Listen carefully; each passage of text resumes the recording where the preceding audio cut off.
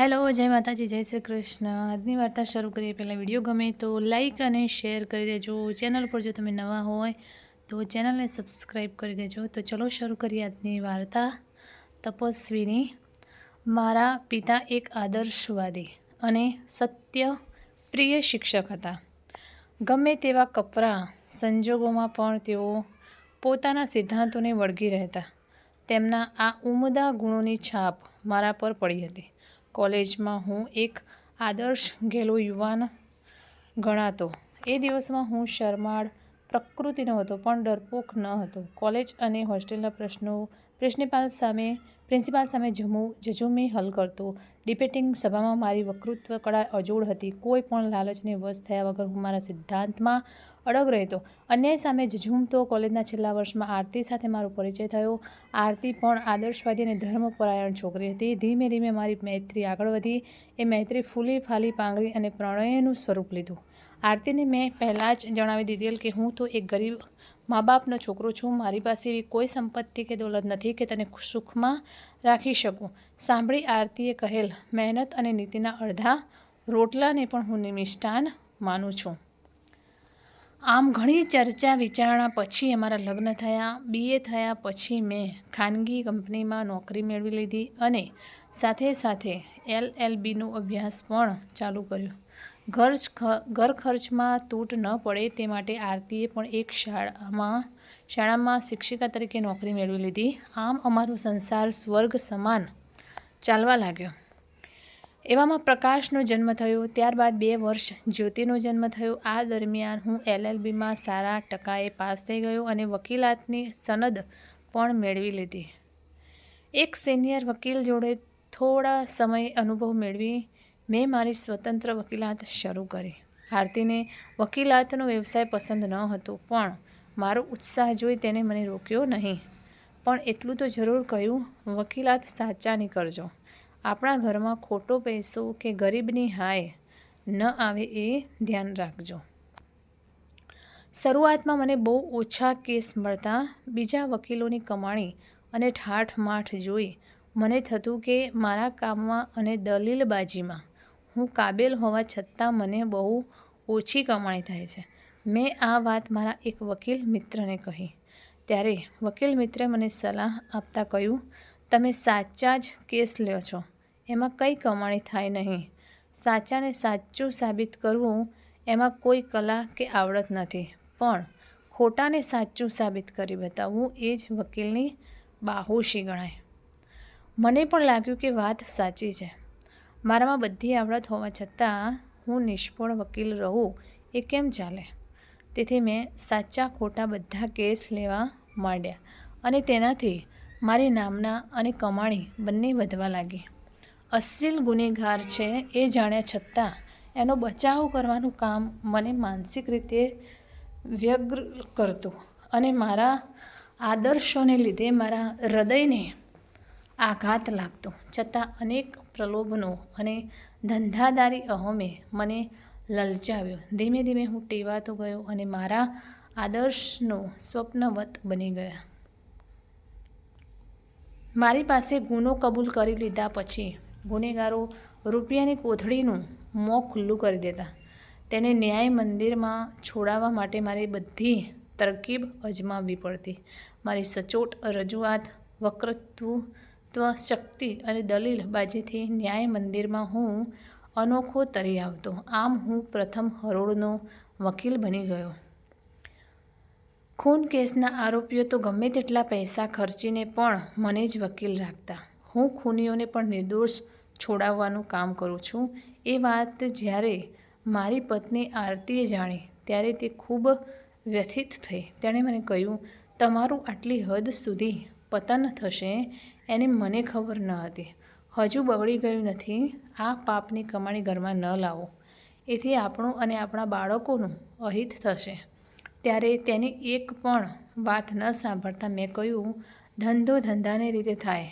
મારી ફરજ અસીલની તરફેણનો ચુકાદો આપવાની છે, તે હું પૂરી કરું છું। ત્યારે તે બોલી ઉઠી, વાહ રે, ક્યાં આદર્શવાદી! અન્યાયની સામે ઝઝૂમતું સાગર ને ક્યાં અન્યાયનો તરફેણ કરતો પૈસાનો પૂજારી સાગર. મારે હવે તમારા પૈસા જોતા નથી. હું મારા પગારમાંથી ઘર ચલાવીશ. આમ તે દિવસે ખૂબ બોલાચાલી થઈ. ત્યારથી આરતી મારા પૈસા લેતી નહીં.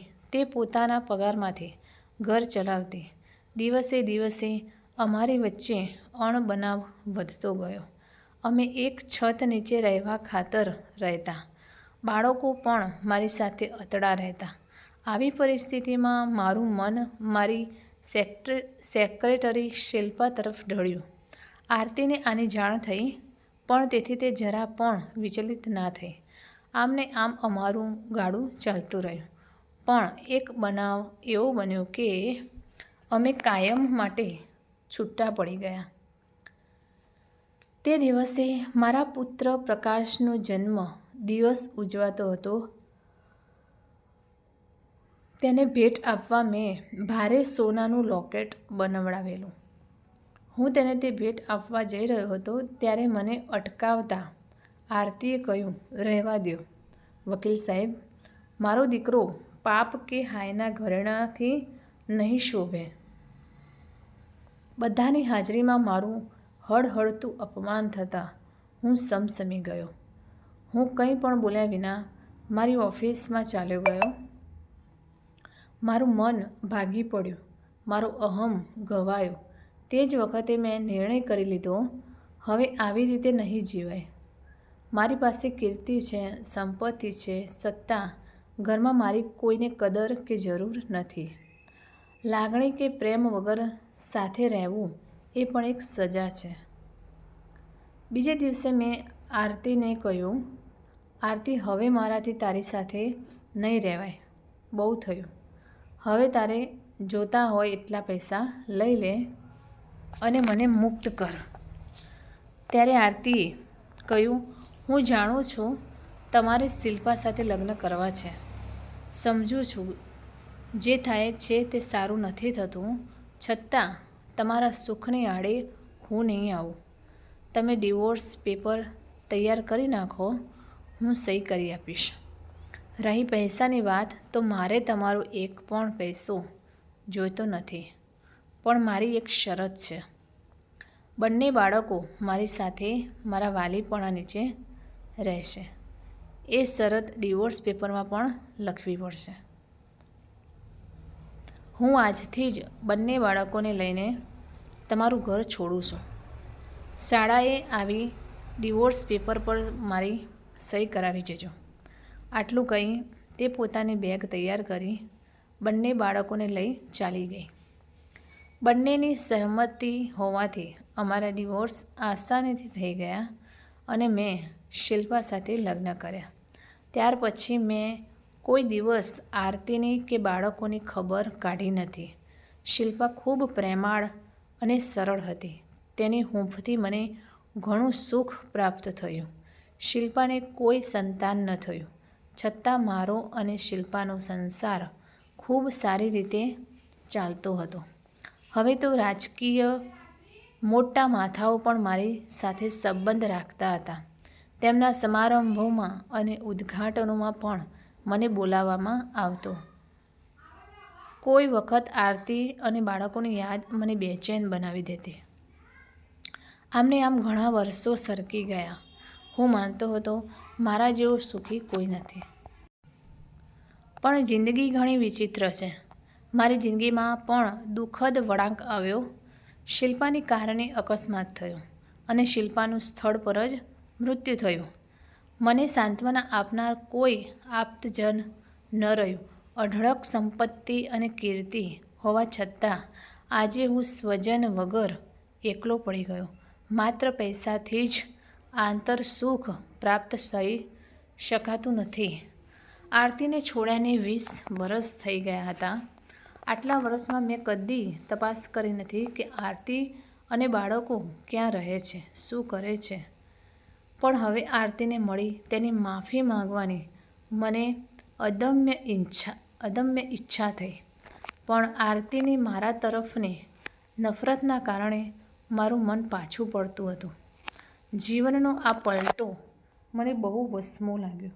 મને થયું હવે કોના માટે સંપત્તિ એકઠી કરવી? જે મારી સંપત્તિના સાચા વારસ છે તે તો મારી સંપત્તિ લેવાના નથી. આમ વિચારી મારી વકીલાત પણ મેં બંધ કરી દીધી. મારો આત્મા જાગી ઉઠ્યો હતો. હું પસ્તાવાના આંસુ પી રહ્યો હતો. હવે મારે શું કરવું એ સમજાતું ન હતું. એક દિવસ ચા પીતા પીતા હું વર્તમાન પત્ર વાંચી રહ્યો હતો. ત્યાં અનાયાસે મારી નજર એક સમાચાર પર પડી. સમાચાર વાંચતા મારું હૃદય કંપી ઉઠ્યું. સમાચાર હતા એક આદર્શ શિક્ષિકાનું નિવૃત્તિના દિવસે જ તેના વિદાય સમારંભમાં હાર્ટ એટેકથી થયેલ મૃત્યુ. ફોટા સાથે શાળાની શ્રદ્ધાંજલિ પણ હતી. સમાચાર આરતીના હતા. આરતી હંમેશા માટે ચાલી ગઈ. મારા નસીબમાં આરતીની માફી માંગવાનું પણ ન રહ્યું. બીજા દિવસે મારી કારમાં બેસી તેના ઘરે જવા હું રવાના થયો. તેનું ઘર શોધતા મને વાર ન લાગી. ગાડી પાર્ક કરી હું તેના ઘરના બારણે ઊભો રહ્યો. ઘરનું નામ હતું આરતી વિલા. બારણે બોર્ડ હતું ડૉક્ટર પ્રકાશ જાની. બોર્ડ ઉપર લાગણીસભર હાથ ફેરવી મેં ડોરબેલ દબાવી. એ ઉઘાડું એવો કોયલ જેવો મધુર ટહુકો સંભળાયો અને બારણું ખુલ્યું. સામે એક સૌમ્ય તાજગીસભર યુવતી ઊભી હતી. જાણે આરતીની જ પ્રતિકૃતિ. મને જોઈ પલભર તેની આંખો વિસ્મયથી પહોળી થઈ ગઈ. પણ બીજી જ પળે સ્વસ્થ થતાં બોલી ઉઠી, ભાઈ જુઓ તો ખરા કોણ આવ્યું છે. એમ કહી મને અંદર જવા માર્ગ કરી આપ્યો. જ્યોતિ તો નહીં? હૃદયમાં વાત્સલ્ય ઉભરાતા હું પૂછી બેઠો, આપે મને બરાબર ઓળખી? એટલું કહેતા તેના મુખ પર હાસ્ય છલકાઈ ગયું. તમે મને ઓળખ્યો કે નહીં? તેને મારી તરફ તાકી રહેતા હું પૂછી બેઠો. જરૂર, આપ ગુજરાતના પ્રખ્યાત નામ વકીલ છો. આપને કોણ ન ઓળખે? બિલકુલ આરતી જેવી જ બોલી હતી. તેની વાણીનો કટાક્ષ પણ હતો અને પરાયાપણાનો ભાવ પણ હતો. આ પરાયાપણ મને કંપાવી ગયું. કોણ છે જ્યોતિ? એમ પૂછતો અંદરના ખંડમાંથી સ્વસ્થ અને સબળ આત્મવિશ્વાસ ધરાવતો પ્રકાશ બહાર આવ્યો. ઓહો, આપ આવો, એમ કહી પ્રકાશે વિનયથી હાથ જોડ્યા. મને ખુરશીમાં બેસવાનું કહી તે મારી સામે બેઠો. વાક્યટુતામાં બાહોશ એવો હું ચૂપ રહ્યો. કોર્ટમાં ભલભલાની આંટી ઉકેલનાર પ્રખ્યાત નામ વકીલને શું બોલવું એ સમજતું ન હતું. જ્યોતિએ પાણી આપ્યું. તે એક શ્વાસે પી ગયો. આવું અચાનક કેમ થયું? તેને બ્લડ પ્રેશરની બીમારી હતી. મેં મૌન તોડતા પૂછ્યું. પ્રેશર તો ક્યારેય રહેતું ન હતું, પણ તો મોતને કોઈ કારણ જોઈએ બનવા કાળ બની ગયું. વાત કરતાં તેની આંખ ભીની થઈ ગઈ. સામે દિવાલ પર સુખડનો હાર પહેરાવેલ આરતીનો ફોટો ટીંગાડેલ હતો. તેના ચહેરા પર જાણે આત્મગૌરવ અને પવિત્રતાની જ્યોત પ્રકાશતી હતી. આપણે ત્યાં બધા મજામાં? જ્યોતિએ પૂછ્યું. હા, બધા મજામાં. આજે પણ છોકરાઓ પાસે મારે ખોટું બોલવું પડ્યું. ખરેખર તો બંને બાળકો નોંધારા થયા હોવાથી બની શકે તો હું તેમને લેવા આવ્યો હતો, પણ તે શક્ય ન હતું. તેમનામાં આરતીનું લોહી અને સંસ્કારો ઉછળતા હતા. આવી વાત કહેવી એ પણ તેમનું ગૌરવ હણવા બરાબર હતું. છતાં આડી અવળી વાત કરતાં મેં કહ્યું, મારે લાયક કામ હોય તો કહેજો. સાંભળી પ્રકાશ સ્મિત વેરતા બોલ્યો, માં અમારું આયોજન પૂરું ગોઠવીને જ ગઈ છે. જ્યોતિની સગાઈ થઈ ગઈ છે. તેના લગ્ન અને મારા ખર્ચ જેટલા પૈસાનું માએ પહેલેથી જ આયોજન કરી રાખેલ છે. છતાં કામ પડશે તો જરૂર કહીશું. એમ કહી ભાઈ બહેન બંને મને પગે લાગ્યા અને અત્યાર સુધી રોકી રાખેલ મારા હૃદયના બંધ છૂટી પડ્યા. હું ધ્રુજકે રડી પડ્યો. પ્રકાશ અને જ્યોતિ અવાક થઈ મારી સામે જોઈ રહ્યા. આટલું તો હું જિંદગીમાં ક્યારેય નહોતો રડ્યો. પ્રકાશે મને શાંત પાડતા કહ્યું, આપ તો સમજદાર છો. આપે તો અમને હિંમત આપવી જોઈએ. આપ ભાંગી પડો એ કેમ ચાલે? ત્યારે આંખમાં આંસુ સાથે મેં કહ્યું, બેટા, તારી મા તો એક તપસ્વીની હતી. તેની તો હું માફી ન માંગી શક્યો, પણ તમારી હૃદયપૂર્વક માફી માંગુ છું. મેં વકીલાત છોડી દીધેલ છે. શિલ્પા કાર અકસ્માતમાં મૃત્યુ પામી છે. હવે કોના માટે સંપત્તિ ભેગી કરવી? આરતીની વાત બહુ મોડી મને સમજાઈ. હવે મારા પાપનો પૈસો મને જ ખાવા લાગ્યો છે. હવે હું વધારે નહીં જીવી શકું. ત્યારે જ્યોતિ આંખમાં આંસુ સાથે બોલી ઉઠી, આવું ન બોલો પપ્પા. હવે આરામથી વધુ સહેવાતું નથી. અમારાથી વધુ સહેવાતું નથી. તમારી સંપત્તિનો એક પણ પૈસો અમે લઈએ તો અમારી ગુજરનાર માતાના આત્માને દુઃખ થાય. તમારે સંપત્તિની બીજી જે કોઈ વ્યવસ્થા કરવી હોય તે કરી નાખો અને પહેરેલ કપડે અમારી જોડે આવી જાઓ, તો અમે શુદ્ધ હૃદયથી તમને આવકારી તમારી સેવા કરીશું. મારી સંપત્તિ તમે નહીં સ્વીકારો એની મને પહેલેથી જ ખાતરી હતી. હવે મને કોઈ મોહ રહ્યો નથી. પસ્તાવાની આગ મારા હૃદયને દજાડી રહી છે. અહીં આવું તો જરૂર તમે મારી સેવા કરશો એની મને ખાતરી જ છે, પણ એમ કરવાથી મારા પસ્તાવાની આગ બુઝાશે નહીં. વળી મારા આત્મા કે અહમને એ યોગ્ય નથી લાગતું. હવે મારી બધી સંપત્તિ રક્તપિત્તની હોસ્પિટલમાં આપી મારું બાકીનું જીવન રક્તપિત્તના દર્દીઓની સેવામાં વિતાવીશ. તેથી મારા હૃદયને થોડી રાહત થશે. તમે મને બાપ કહ્યો તેથી મારા હૃદયમાં ઘણો આનંદ થયો. જ્યોતિના લગ્ન વખતે કરિયાવર તો નહીં પણ આશીર્વાદ આપવા જરૂર આવીશ, એમ કહી બંનેને ભેટીને હું ખૂબ રડ્યો.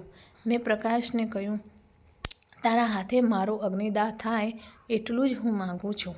એટલું જ કહી બંને બાળકોના માથે હાથ ફેરવીને મેં તેમની રજા માંગી. ત્યારે અમારા ત્રણેયના હૃદયમાં દર્દ અને આંખમાં આંસુ રેલાતા હતા. તો મિત્રો, આ કહાની તમને કેવી લાગી તે કોમેન્ટ કરીને જરૂર જણાવશો, અને વિડીયો પસંદ આવ્યો હોય તો લાઈક અને શેર કરજો, તથા ચેનલ પર નવા હોય તો ચેનલને સબસ્ક્રાઈબ કરજો. ફરીથી મળીશું આવા જ એક નવા વિડીયો સાથે. ત્યાં સુધી નમસ્તે, જય માતાજી, જય શ્રી કૃષ્ણ, હર હર મહાદેવ. Thanks for watching.